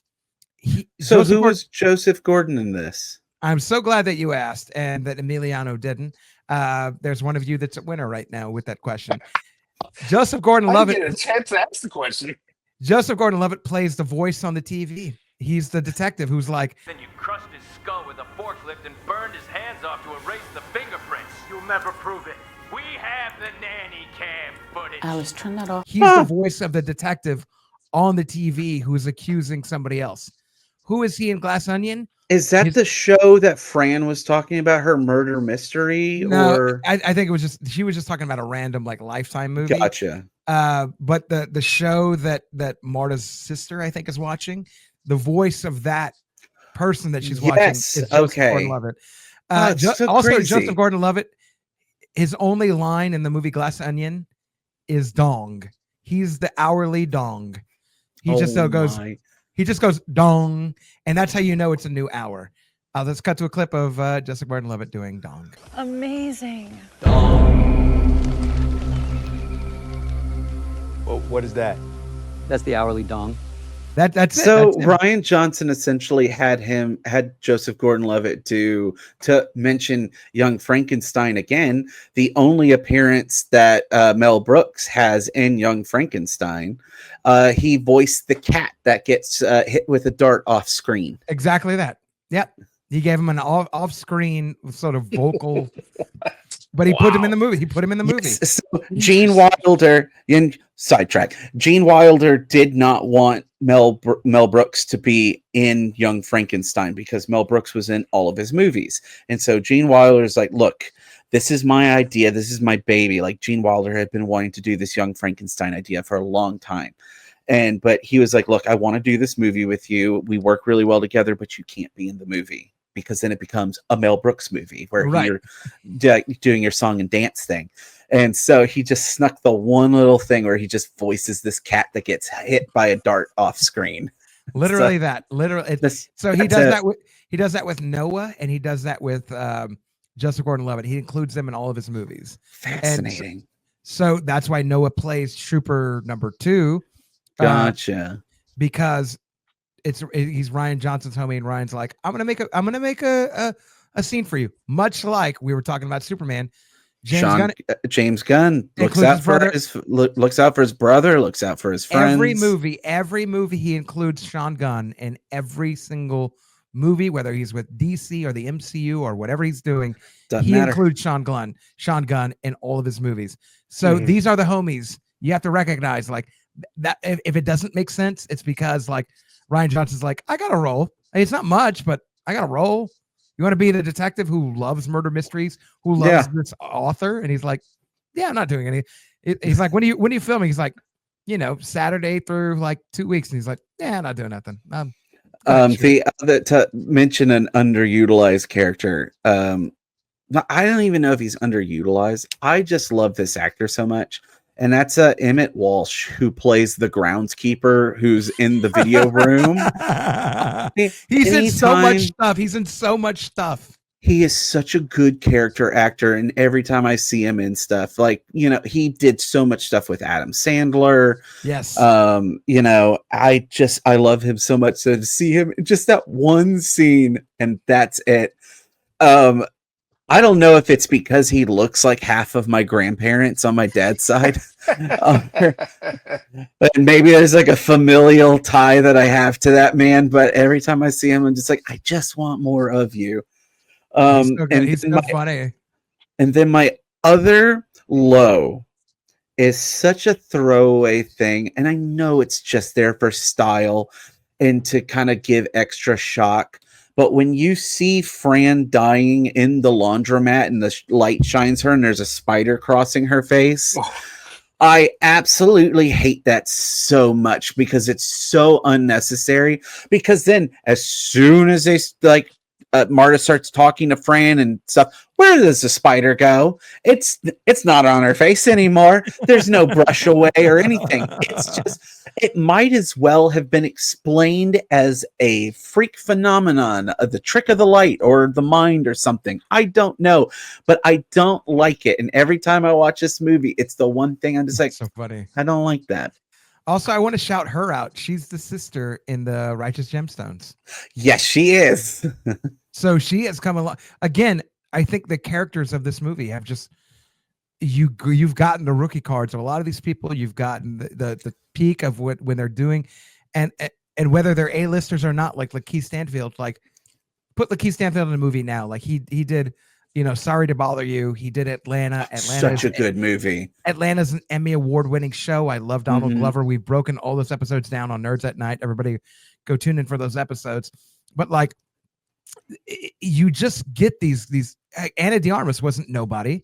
She wasn't doing ballerina at this point. You know what I mean? Like she's just on the up. She didn't even do the Marilyn Monroe movie yet. Like no, she hadn't done Marilyn Monroe. She hadn't. I don't think James No Time to Die had come out yet. No, it came out in 2021. Like right. She's literally doing this in the peak where you would want to catch somebody as like, which also explains why in No Time to Die I just want to have, like, there was so much talk like, James Bond's gone woke, they're gonna have a female James Bond, all these Bond girls, aren't they just supposed to be sexy? And then you just have Anna de Armas like whipping around a machine gun in a cocktail dress, like shooting tequila, and I'm just like, this is the greatest character James Bond in a James Bond movie ever. And I love James Bond, and I was like, that's the person they need a spin-off movie of. I will tune in for every movie with Anna de Armas as a spy. And then they made Ballerina from that. Exactly. I was about to say, and then they made Ballerina and did exactly. What you wanted. Let's cut to a trailer of Ballerina right now. This isn't done until they're dead. That was nice. But yeah, that is. I think there's even we're talking about lows and we're still going to highs. Like I don't know if there's a horribly bad thing that we could absolutely say about this movie. It's like, yeah, it's fucked up, but like all we go back to is like, but also, did you see that scene? Yeah, or you see that actor? Also, I think it's like one of those things, like you have fun watching it. Like, is Tommy Boy a perfect movie? No, but you absolutely love it. You turn it on all the time, and anytime it's on TV, you watch it. For me, it's like, if I don't know what to watch, I'm like, I guess I'll put on Knives Out. Like, I don't know. It's always a fun watch. Before we get out of here, before we get to our expert whiskey pick, let's go to one of my favorite parts of the show.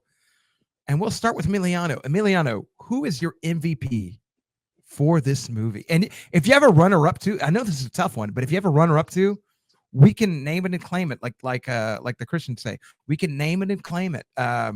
So let me know who was your MVP and who was your runner-up if you had one. Yeah, so I think the reality has to kind of go into Chris Evans as the MVP. We were talking about it a little bit ago that this man's is coming fresh off of Captain America. Everybody believes that he's the superhero. In real life actuality, he's being a political voice. He's doing, social media posts, and he's like giving support for, again, like the little guy. He hates the bully. He's like the man, the golden child. Um, Everybody wants to be friends with him. Everybody wants to believe him. Everybody sees him as the good guy, as Captain America. And even now, we're looking at this movie, 5x amount of years, later. I don't know how many years later. And everybody believes he still is like he's Captain America. Facts. I like Sam Wilson now also, but that's a different conversation. Hey, but Chris Anthony Evans deserves still, his roses. 100% Anthony does, but that's no, he doesn't, because he got beat by Eminem in a rap battle. Continue, Emiliano. And then he became a superhero. So who really won? We move on. People, nobody's perfect. Even some Chris people Evans, forget. obviously. Some people forget, and some people don't. Yeah, some people don't. But no, and I think this movie shows that Chris Evans is not like always the good guy, right? And so I think because of that, and it could even be that just like the casting, the person who casts the characters is like your MVP, because to have Captain America, like our hero, be the one who is like the true kind of like maniacal villain in the end is it was I mean, yeah, I think it's to what we were speaking on earlier, where it's like that was not what I had on like the bingo card coming into this movie. Um, and then in the end, just having him being like, you know what, this dude is genuinely actually just as greedy as the others.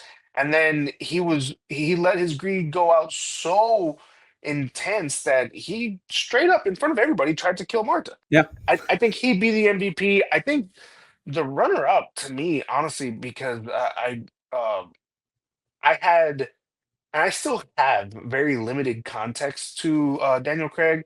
I've not watched any of his 007 movies. Oh my I God. know, I know. Somebody's dying. I'm It's not me, but somebody's dying on Oh this my podcast. God. yeah, I know. So so I'm very limited to what I have as far as context for Daniel Craig. And seeing him again just kind of play this dorky, dumb, goofy, kind of like just guy, and then in the end just be like, yeah, I knew it all along. I saw, the little speck on your shoe and, knew you were implicated somehow. Just had to piece it all together. And I was like, damn, that is detective, almost like spy level, just crazy work. 101, 101. 100%, 100%. So, yeah, I'd say MVP is really, Chris Evans. He plays the role. He even, again, in the diner, plays almost like a sympathetic hero. Like, "Oh, you know what? I believe you. I trust you. I saved you from my like piece of shit family. I'm gonna make sure you walk away with everything. Just, give me a little bit, just a little bit. Tell me what you know. Yeah, tell me what you know. Yeah, but you're gonna walk scot free. We're gonna take care of you." And then in the end, he's just like he's the holy shit. He's the villain. Man, man, I like love hats off. I love it. So I love it. yeah. Brandon, give me your if you have a runner up, give me a runner up. If you have an All MVP, give right. me MVP. And don't make it up. If you don't have a runner up, it's fine. But if you Oh no. I think my MVP has to be Michael Shannon. It's just I love him. He's not eating one iota of shit throughout this Not whole an movie. iota of shit. I love him so much. I love how he plays this just dorky older dad who has a Nazi son who's just losing it. Alt-right son on Twitter. Alt-right Nazi son that's just kind of being a fucking troll. And then you've just got him. He's like, kids these days, who knows what they're doing. What can you do? Yeah. What can you do? But I love how he can play it that cool, and then he's like just acts his ass off when he's like in those really tense moments. Once again, it's why I say like that scene in the hallway between him and Marta. That intimidation, and even him being kind of treading lightly, like he doesn't even fully understand exactly what he's trying to get at, but he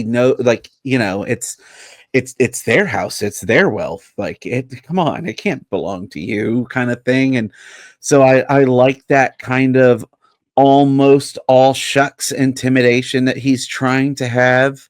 But then on top of that, like as soon as he starts yelling, like he is this force of nature.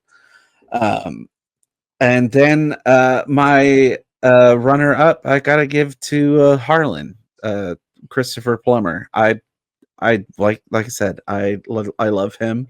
I love all movies he's in. I like I like that he is realizing the errors of his way with his kids, and just having this kind of self clarity and being real selfless and giving his fortune and his entire estate to somebody who truly deserves it and is going to appreciate it, not just because they get to keep their status, but because they have worked for it.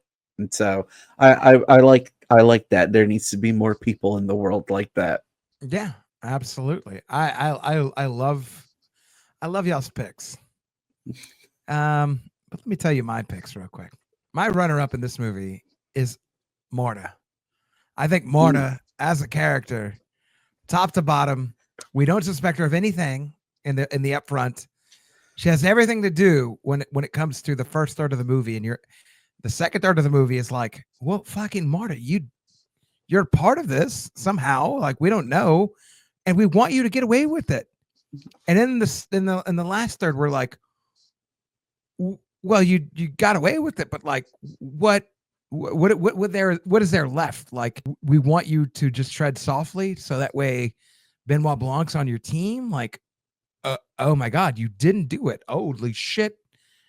And again, her acting, Ana de Armas' acting as Marta, rather incredible to try to pull off throughout the whole movie. I know what's up. I know the gig. I know this thing. I know what's happening. I know the secret entrances. I know all this stuff. And to still be calm and cool and collective throughout the whole time and try to be plotting one step ahead of the smartest guy in the world, like, or the smartest detective in the world. Ballsy on you, Marta. Ballsy on you. But that brings me to my MVP of this movie is Benoit Blanc. Benoit Blanc is bar none the MVP of this movie for me, because you want your detective to be smart, but you don't want him to be too smart. I think there's a sense when you watch Sherlock Holmes movies and you're like, you're just too goddamn smart, Sherlock. Like, or like when you watch the BBC series of Sherlock, which is great, but at the same time, you just know too goddamn much, bro. You just know too goddamn much that I'm never gonna know. No one wants you in the room. Yeah, like, leave now. Like, stop. At least Benoit is entertaining and to charming. The audience. He's entertaining and charming, but he's entertaining and charming to the audience, entertaining and charming to everybody around him too. Like, they're so unsuspecting that he knows anything. Even Marta, so unsuspecting that he even knows anything, and he never is like, well, Marta, you know how I knew your dumbass was part of it? Because you had that fucking blood stain. Like, he's not. He doesn't come down and be like, oh, you're a stupid punk. You're a stupid punk. At least he's like, I saw the blood stain. Not a big deal, because like, I knew you were there, but I didn't think you were a part of it. I didn't think this because I'm smart, but I'm not so smart that I'm not telling you that I'm not putting it out there that like, oh my God, I'm the smartest guy in the room right now. Right. Like, everybody thinks this guy's a fucking nuisance throughout the whole fucking movie. They think he's a fucking nuisance. I also really like with even that. the detectives were just like, oh, what are you doing? Dude, like, we what are you? the case? Like, yeah.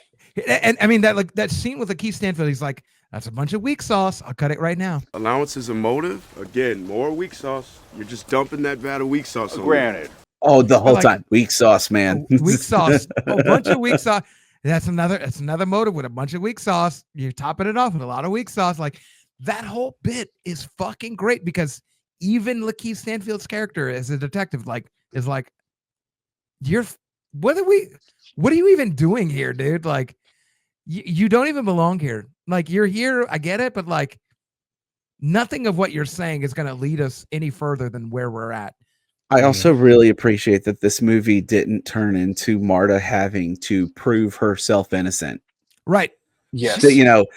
This could have turned into one of those movies where you're like, well, now Benoit suspects her and is after her the entire time, and now we're having to watch her try to justify and like a but it did for a minute, right? It did for a minute when she goes to the coronary or the whatever place, and it's burned down, and Benoit's like, we need to follow her.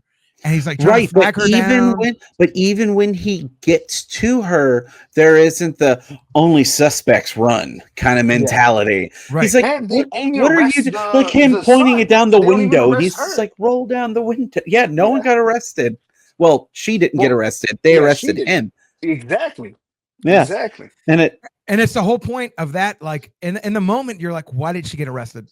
But when you look back on it, not only that, Benoit's like, oh, let's ride together. And I'm going to sing show tunes in the car.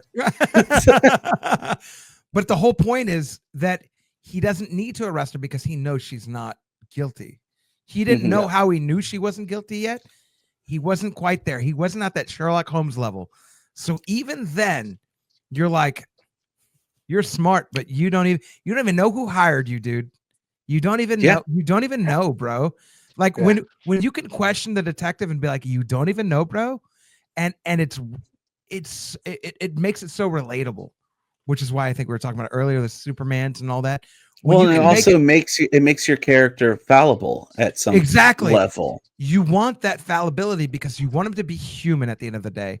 Like somehow, some reason, some way, I love Robert Downey as Sherlock Holmes, but he has some sort of infallibility to him, and you're like, no matter what I'm gonna do, no matter what I'm gonna say, no matter what I'm gonna have on my clothes, you're gonna know where they're made from. You're gonna know what's happening in some sort of way that I would have never have guessed. And it's like, okay, what do we do? Why do we even have a movie? With this, at least we know that like Benoit's like, I still can't quite figure it out. Like there is still a part of this, the donut inside of the donut hole, right? Like that whole bit like is so relatable for you to be like, you're just a fucking human. Like you're just a fucking or like his other really great moment in Glass Onion when he's like, it's just dumb. It's just plain. It's just so plain dumb. Yeah. So dumb. It's smart. No, it's just dumb. Just dumb. Miles Braun's an idiot. Yeah. Let's cut to a clip of him saying Miles Braun's an idiot. That's a teaser for the next week, guys. Tune in for Glass Onion. This is why we needed to do this episode because we already have that one recorded. But it's in the can. Yeah. Bro, what? Emiliano couldn't even drink that without a fucking chuckle. But Benoit Blanc, for all those reasons, is my MVP, man. He is just this humanable person, relatable, and bro, you want him to win, and you don't know how he's going to win some points. You don't know how he's going to do it, but you know he has to do it. Like that is just the inevitability of his character. And everybody he meets, he's so charming to, including Nana, who nobody knows how old she is. Like, right? Yeah. They go, how old is she? He's like, nobody really knows. Also, how many coats does that woman have? As many as you need to be old. I can't wait till I'm old and I'm cold constantly. I hope I need that many coats. Just feeling death start to enwrap me every day a little more and more. You got a lot of coats to go through, Death. Let's keep going. But that's how you hold off death. If you wear enough coats, you can't get your soul. Can't find your heart. Can't find your heart. Let's cut to a clip of of Death trying to comfort somebody. It was probably a Bill and Ted one, I'm gonna guess. That'd be good. That I cut to. But yeah, for all those reasons, Benoit Blanc is my MVP for this movie. Oh yeah. Fellas, you know what we do after we do MVP though. You know what we do. Brandon's been here. Emiliano, you haven't been here, but you guys are my whiskey geeks, my whiskey nerds, my whiskey experts. So it's that time of the show as we round it out. What is your expert whiskey pick? Let's start with Brandon this time. Brandon, what is your expert whiskey pick for this movie? My whiskey pick for this, you gotta put expert. You gotta put expert. Expert whiskey. My expert pick, my nerdy pick, because I don't want to be called an expert because I'm not. We kind of Emiliano kind of mentioned it a little bit earlier, but this was when we were thinking about this movie, and I had mentioned like Gulf Coast, with Benoit being definitely like some part of Louisiana, right? Like it's got to. With that accent, there's no way. Southern drawl, and then like Southern drawl. They won LeBron. Like that's, exactly. That French shit. Yeah. It just made me think of the episode of King of the Hill where they go to Louisiana. This flower is a Wilton. It's so funny. So I went with this whiskey. It is JT Mellick This is their single barrel cast strength. This is a pick that they did at the distillery, but you can specs, Total Wine, a bunch of these floating around. It's become pretty well sought after. That was the one I tried, right? I tried that one. Yes, you did try this one. So the cool thing about this, so this is a Louisiana whiskey, and it is 100% rice grain. Ooh, and I mean, I don't know if y'all can see the color, but that's not what you expect from rice grain. That should look. That should looks like Coca-Cola, baby. It sure does. But so, and the barrel name of this is Rice is Nice. So Nice. I went with them. They're a farm that is just outside of Baton Rouge. That's all rice paddies. They're a rice farm. They also, on their label, they've got a little crawdad on there because when they're cycling through rice paddies, they raise crawfish. Beautiful. So I can think of nothing better to befit Benoit than JT Mellick, and this is one of my favorite whiskeys. All I have to say to that, Brandon, is CSI KFC. Yeah, CSI KFC. I'm sure this goes great with fried chicken. I guarantee. I would bet my life that it goes great with crawfish. I'm not going to doubt it. If anybody's out there, pair this with a crawfish broil and let us know. We got to wait till next season because they're out of season. So, well, if you can figure it, if somebody can figure it out, let's do it. Emiliano, what is your expert whiskey pick? And why is it Weller? No, I'm kidding. It's Weller Special Reserve. Like, God damn it. God dang it. No, so here's the little thing, man, and I wanted to do it in like kind of classic Knives Out murder mystery kind of fashion. God damn it, one of us has to die. No, my expert you. whiskey pick was in front of us all along. It's been what I've been drinking this entire time. And I thought I caught that. If you you little bitch. When I'm pouring this, and it's the cigar batch. So this is actually Giant Texas cask strength straight rye whiskey that was aged in or finished in a vermouth barrel. Holy shit. That being said, because they had a batch of vermouth barrels go off to different places. There was one specific barrel when they did this batching that, for whatever odd reason, picked up this very dense, like syrupy smokiness that put it so far out of the profile of the others that they put it separate. And so this is actually a one single barrel vermouth finish that they decided to just call a cigar barrel because it held up so well next to a cigar that it was just its own thing.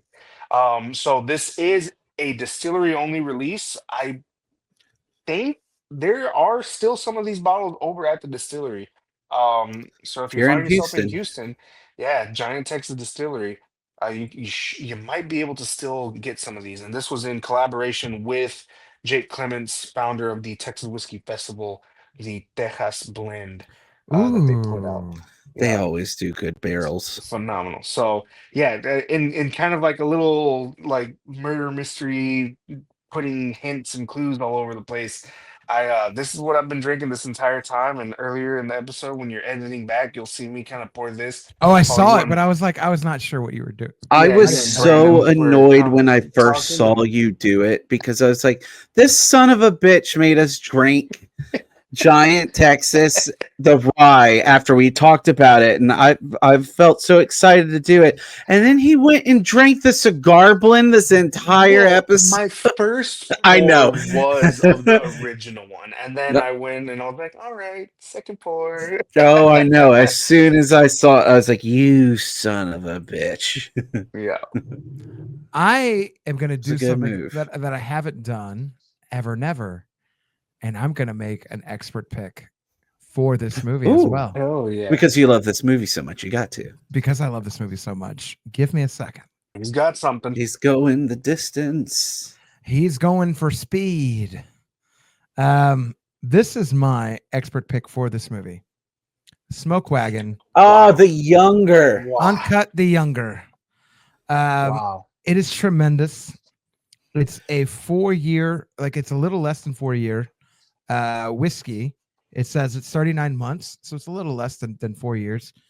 However, the proof on this, tremendous. The bite on this, tremendous. It's a 57.65. Ooh, very proof. nice. Yeah, proof. I've said ever since we first had it that the Uncut the Younger was one of the best things that they 100%. put out. 100%.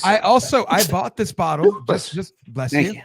I bought this bottle last Friday for $24.99 at Specs. Ooh, what a deal!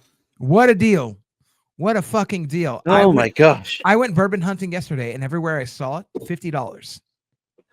Man, that seems a bit much. I thought it used to be like 40. It was 40 at so I bought this at Specs. They had it for 40 at Specs. They had it $15 off at $24.99, and I was like, What an amazing deal. I've never tried this one, so I have to try this. And the reason I'm picking this is because it is the younger, right? So this is the first murder mystery that Rian Johnson is doing in his trilogy of murder mysteries. It can't go any further, right? It's just the starter of this.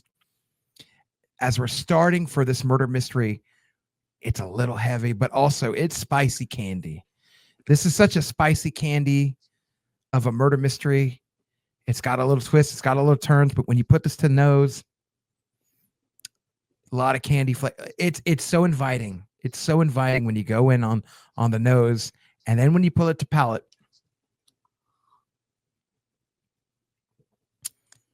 you get the proof. You still get the candy, and the finish still lingers, much like this movie. The finish still lingers. You're done with this movie, and you're like, I've got to do this again. I have to do, much like when you sip this. I have to do this again. I have to do this one more time just to run this back, just so I'm getting the things that I need to be getting.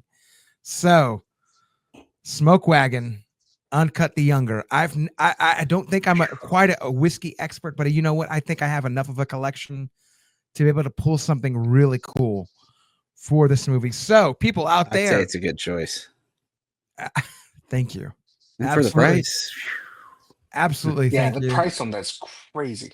I bought it for 20. I bought that for 24. I had to buy it. There was no other option to do that. Like it was either I wanted something. I'll be honest with you. I wanted something foolproof. I went out Friday and I said, at worst, I'll buy Benchmark foolproof. I always know it's a great go-to for $20.99, $21.99. Always, but I've been like, you know what? If I can find something that's nice and proofy, that's something I've never had, let's go ahead and run it. And I found the Uncut the Younger for $24.99 for $3 more. And I was like, you know what, man? When am I going to do it? YOLO, in the words of the French, YOLO. We YOLO'd that shit. So, people out there, you have some choices. You can find, if you can find Brandon's pick right there. If you can find the JT Melnick, if you can find Emiliano's pick, which is the Texas Giant in Houston, age from in vermouth casks, or if you can find Uncut the Younger, try to find it for as great of a price as you can. If you can find any one of these, or if you can find all three of these, you know what? You've done all your Pokemon journey, and you've had the Charizard, you've had the Gyarados, the Blastoise, the Venusaur, you've had them all. Fantastic. But let's see what you can find, and let's see what you think about pairing a good whiskey for this murder mystery is. I want to hear from you. Put it in the comments right now. This is the part of the show where you guys take over my show, and because we have two guests, we have to split this up just a little bit. But let's start off with our guest, Brandon. Brandon, where can people find you on social mediums? They want to reach out to you, bro. Y'all can find me at you can reach out to us at ATX Whiskey Society. We don't do a ton on there anymore, but I always check it. The place I'm the most active at is on my band page, which is King Bunny ATX. If you find yourself in Austin, come check out one of our shows. We have a blast. But yeah, that's pretty much where I'm at nowadays. Love it. Earlier on the show, I said Austin Whiskey Society. I'm so sorry. You're fine. There also has been confusion. But that's a great place to go to. Andrew handles that, who's going to come on the show in the not too distant future. Great guy. But ATX Whiskey Society, you guys should go there. El Whiskilero, aka Emiliano. Where can people find you? They want to reach out to you, talk about movies, talk about whiskey. Go ahead and take over the show real quick. Yeah, y'all can find me. So I am on TikTok, YouTube, and Instagram. I do majority of my conversing on Instagram. It's the easiest way to reach out to me if you're trying to do anything with me or have any questions related to Texas whiskey and whiskey little, just that straight up. And yeah, I'm down to educate, down to talk, give advice, give any kind of recommendations. I talk everything Texas whiskey, everything Texas distilling, and yeah, please come and see me at Still Austin.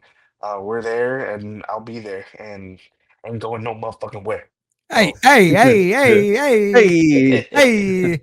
Love it. While you're on all the platforms, go ahead and follow me, Money Blakeweather, Facebook, Instagram, Twitter, Snapchat. It's all Money Blakeweather. Type that in. You can find me. If you're already on there too, you can find the channel Nerds at Night.